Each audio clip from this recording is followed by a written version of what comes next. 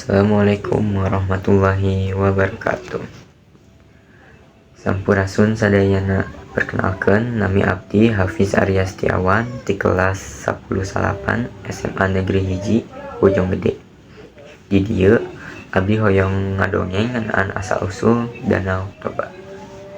Di Sumatera Utara hirup seorang nonoman ngaranna Toba.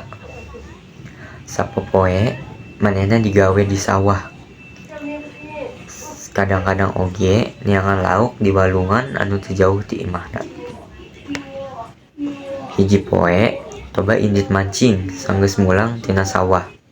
Teu lila sanggeus ngalebetkeun pancing ka walungan, umpana kapanggih ku lauk.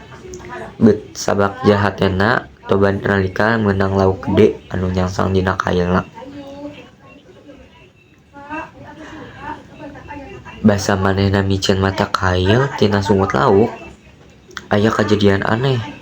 Lauk gede anu sisikna emas eta robah jadi saurang wanoja anu endah pisan. Toba kaget luar biasa.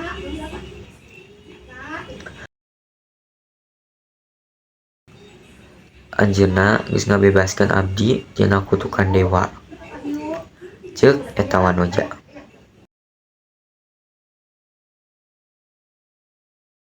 Toba kagok bari gagap ngawanohkeun dirina. Nah, nami abdi Toba, putri anu endah pisan. Ternyata Toba geus bogoh ti mimiti nempo ka eta putri. Anjeunna tuluy nyaritakeun kahayangna pikeun ngajadikeun eta putri pamajikan. Putri teh sapuk, tapi kalayan syaratnya Toba kudu nyumputkeun asal muasalna anu samamehna lauk. Toba nampak eta syarat. Maranehna nikah, tuluy dibere budak lalaki ngaranna Samosir. Kaluargana hirup bagja. Samosir tumuwuh jadi budak sehat jeung kuat, tapi rada bangor jeung males. Hiji mangsa Samosir dipenta ku indukna nganter leungeun ka sawah pikeun bapana.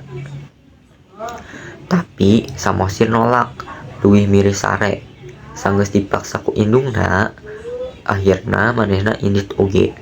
Di tengah jalan Samosir ngalasa lapar. Anjeunna dahar eta tuangan nepi ka kari saeutik.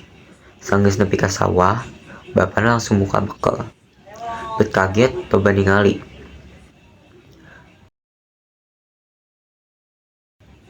Naha tuangan abdi ukur saeutik kitu.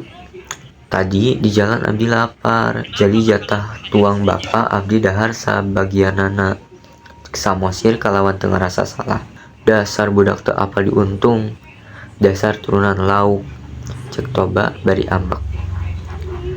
Samosir kaget kadinya eta omongan. Anjeunna tuluy kalumpat ka imah bari ngalaporkeun ka indungna. Indungna sedih pisan sabab Toba geus ngalanggar janjina.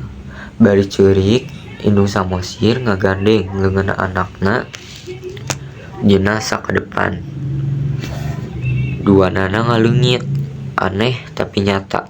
Ti bekas tapak suku Samosir jeung indungna kaluar cahaya anu deres. Tanah sabudeureunana tergenang, robah jadi situ anu lega pisan. Jalma-jalma tuluy nyebut eta cai gede jadi Danau Toba. Ari pulo anu muncul di tengahna tuluy disebut Pulau Samosir.